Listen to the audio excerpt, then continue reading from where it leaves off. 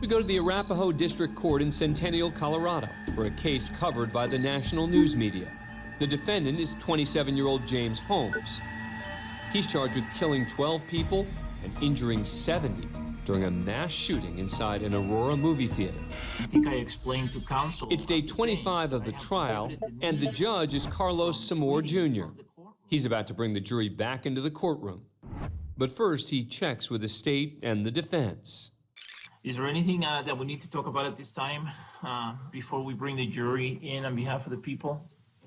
Your Honor. On behalf of the defense. Ms. Brady? That's one of the defense attorneys, Tamara Brady. Yes, Your Honor. As the court's aware, the court issued an order to the parties that the parties are not to tweet via Twitter during the trial in court. And it came to our attention last night that Mr. Brockler issued a tweet at 4:51 p.m., which would have been during the cross-examination of Dr. Reed. Throughout the previous day's proceedings, District Attorney George Brockler grabbed his phone multiple times and at one point sent out a tweet. All this while the court-appointed psychiatrist, Dr. William Reed, testified about Holmes' mental condition. I assume the court issued this order for a good reason. I would state, though, that if the prosecution is seeking the execution of a man, perhaps the district attorney should pay attention to the cross-examination of the mental health expert instead of chatting on social media. The judge asked Brady to read the tweet to the court. It states, "I agree on the video. I hope the jury thinks so, too." All right, Mr. Brockler? Your Honor, first, I apologize for how this happened, but I want to explain I was not on social media at the time. I thought I was replying to on text. And as soon as we left court, Mr. Orman told me, hey, that reply went out all over Twitter. And then I quickly deleted it. And Judge, I would note that before the correction, it was retweeted at least 3 times. So as the court knows, once it gets out there, it spreads exponentially. Now it's up to the judge to decide how he wants to handle the situation. I specifically said I don't want anyone sending tweets from the courtroom about anything. If I can stay off of electronic communications, so can you, so can everybody here, all right? There's no fallout over the tweet for Brockler personally, but it did have an impact on the trial. Because it went public, 3 jurors who became aware of the message were dismissed and sent home. They were replaced and the trial went forward. Holmes was convicted on all 165 counts and sentenced to life in prison with no chance of parole. Next, we take you to Orlando, Florida, for a courtroom moment you may have missed in the high-profile trial of 25-year-old Casey Anthony. Anthony was accused of killing her 2-year-old daughter, Kaylee, in 2008. And the trial made headlines around the world. It's the 7th week of the trial, and the defense is rested. Judge Belvin Perry has dismissed the jury, but another matter has caught his attention, one he wants to deal with right away. Earlier, a 28-year-old spectator in the gallery named Matthew Bartlett made an inappropriate hand gesture towards Prosecutor Jeff Ashton, who was addressing the court. A member of the press reported the moment, and the gesture got back to the judge, who is not happy, and now he's called Bartlett before him. You recognize the individual on that photograph, sir? Yes, I do. Okay, and who is it? This is me. And what is that symbol that you are projecting with your fingers? Using my middle finger, and I am sorry. And who were you extending the finger to, sir? Mr. Ashton.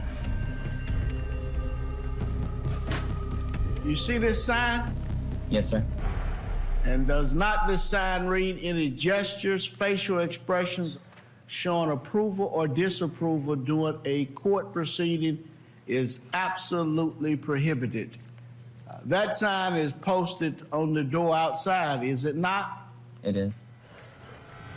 Was there anything about that you did not understand, sir? No, sir. Could you tell this court why you should not be held in contempt of court? I'm truly sorry for doing this. This is something stupid, and I'm not sure why I even did it. And I just apologize. I don't understand why I did it. I do apologize. The maximum sentence for contempt of court in the state of Florida is a year in county jail. Despite Bartlett's apology, the judge is not letting this go. Young man, do you realize that the taxpayers of the state of Florida has expended a great deal of money in putting on this trial, and that your actions could have jeopardized all of the work that the attorneys have done in this particular case? Yes, sir. Anything you would like to say before this court imposes sentence? I apologize for doing this. At this time, I will adjudge you to be guilty of the crime of direct criminal contempt. I will sentence you to 6 days in Orange County Jail, impose a fine of $400 along with the court costs. He will be remanded to the custody of Orange County, to the Orange County Jail.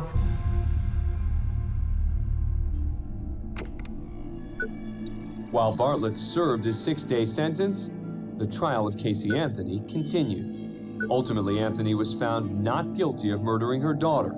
She was found guilty on 4 counts of lying to investigators and served over 3 years of a 4-year sentence for those crimes. Next, we're in Paris, Kentucky, where 30-year-old Bass Webb has been charged with 2 counts of attempted murder.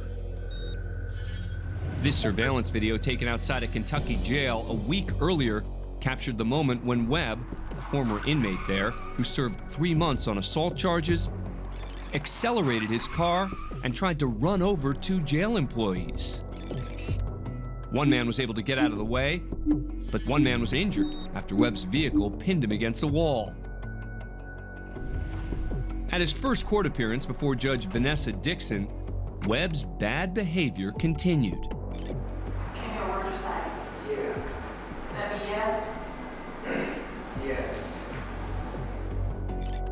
Judge Dixon then informed Webb she's recusing herself from the trial because she knew the 2 jail employees he targeted with his vehicle. There's no way I'm going to try this case or have any further proceedings, or I have to see you for one further step. Except for the very next week. Watch again as Webb literally spit on the judge.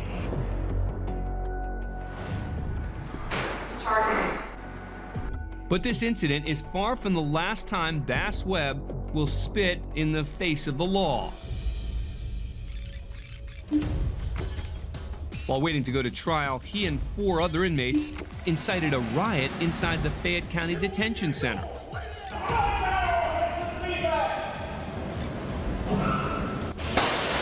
After being shot with beanbag bullets,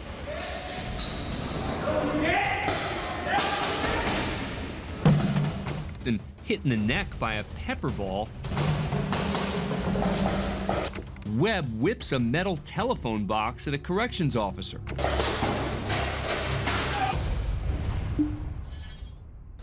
If I were to launch this at someone 10 feet away, because this is capable of stopping that, does not mean that that is not readily capable of causing death or serious physical injury.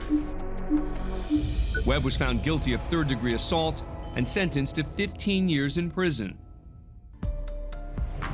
And for his attempt to run over the 2 jail employees, he was later found guilty of 2 counts of attempted murder and got an additional 37 years. Bass Webb was facing a total of 52 years behind bars, but more disturbing accusations were on the way. While incarcerated, he was charged with the unsolved murder of an ex-girlfriend. Facing a possible death sentence if convicted at trial, Webb pled guilty to the murder and got an additional 50 years. Now, 5 years later, Bass Webb is back in court yet again after being charged with the murder of a different girlfriend nearly a decade earlier. The cold case came back to haunt him after a jailhouse tip led to the discovery of the woman's remains. This time, as he's let in, he reveals a new sinister look that shocks those in attendance. A closer look at Webb's recent head tattoos reveals a demented murder hit list. It reads, "Those that must die, all judges, all prosecutors, all cops, the media." Below that, 3 rats have been scratched out, and many more, plus an expletive on the other side. Gruesome details emerge about how Webb choked his then-girlfriend to death and buried her body in a shallow grave. Mr. Webb, do you want to come forward? When the judge asks Webb to come forward, he remains seated and smiles. Finally, after more than a week in the courtroom, the judge reads the jury's verdict. You have found the defendant guilty of the offense of intentional murder. Bass Webb is then sentenced to life in prison, with the possibility of parole after 25 years. Our next stop is the Warren County Common Pleas Court in Lebanon, Ohio, for a case that riveted many around the nation. Please court is now in session. The Honorable Judge Oak presiding. Today, all eyes are focused on this packed courtroom, because in just a few moments, a jury will decide the fate of Brooke Skylar Richardson, a young mother accused of killing her newborn baby. Just 2 years earlier, the then 18-year-old high school senior gave birth to a little girl at home one night and didn't tell anyone. She managed to keep her pregnancy a secret because she suffered from an eating disorder and only gained 15 pounds. And Richardson apparently wasn't sure the baby, whom she named Annabelle, was alive at birth. So she took the body into the backyard and buried her.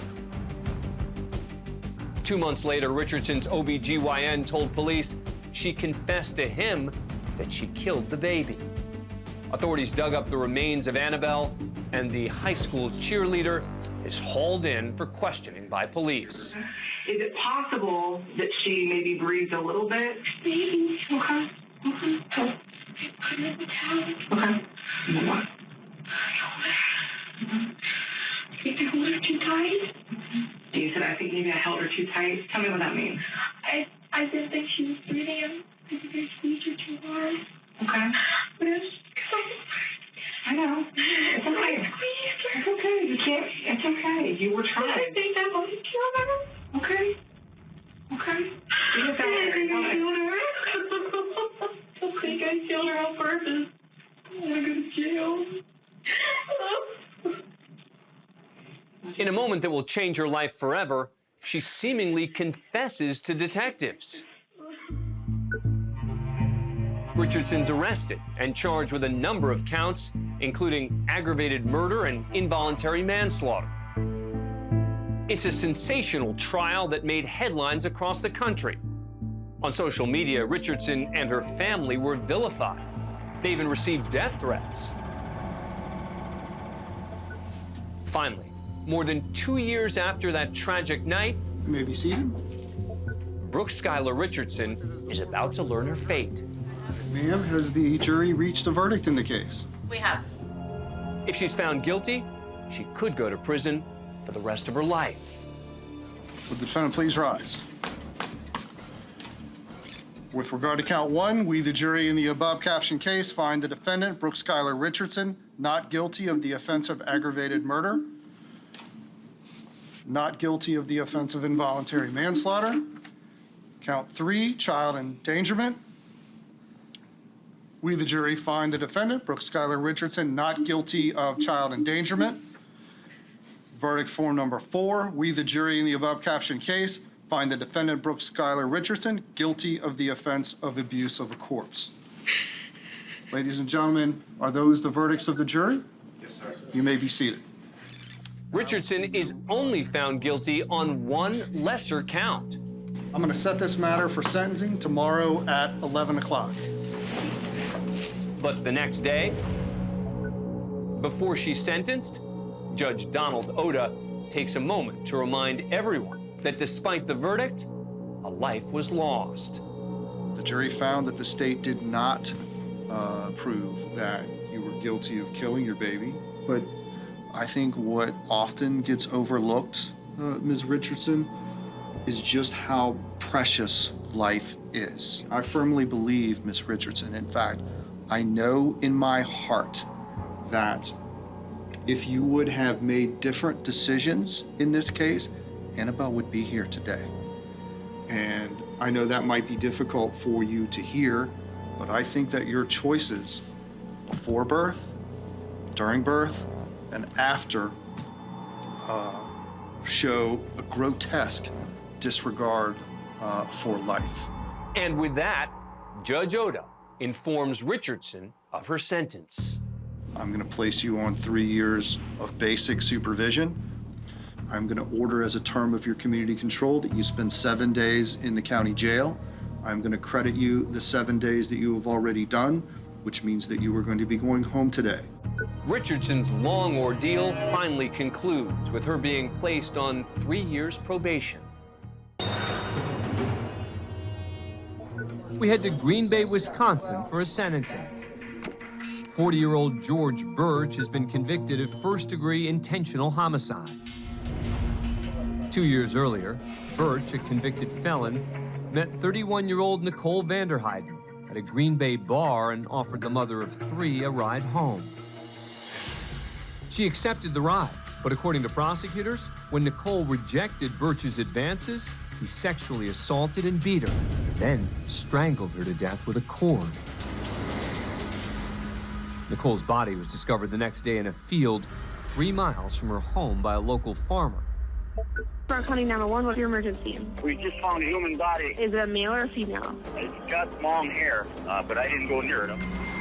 Nicole sustained 241 injuries to her face and body. When her family learned the news, Burch was on a fishing trip with friends.